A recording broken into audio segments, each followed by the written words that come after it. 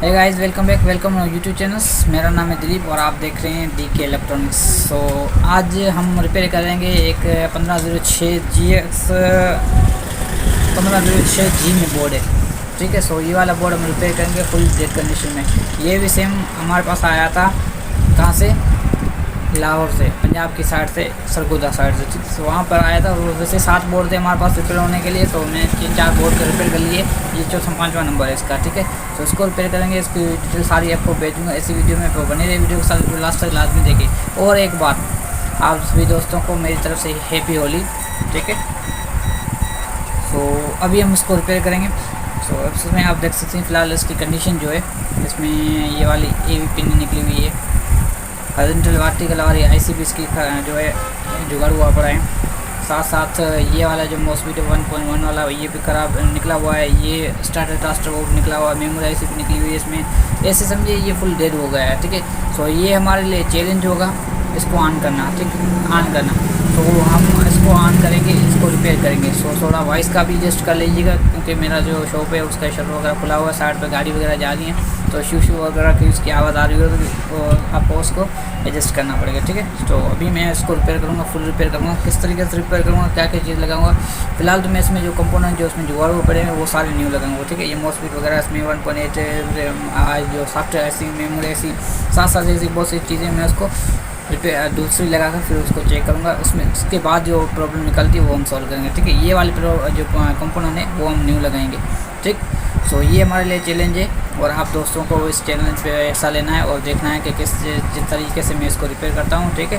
Video पसंद आए video को लाइक लाजमी कीजिएगा और अच्छे से कमेंट छोड़ दीजिएगा, ताकि मैं भी आपको जो आप भी मुझे सपोर्ट करें, ताकि मैं भी आपके साथ ऐसी वीडियो शेयर करता रहूँ, आप भी जानकारी ले सकें, ठीक है। तो चलिए आइए इसको रिपेयर करते हैं।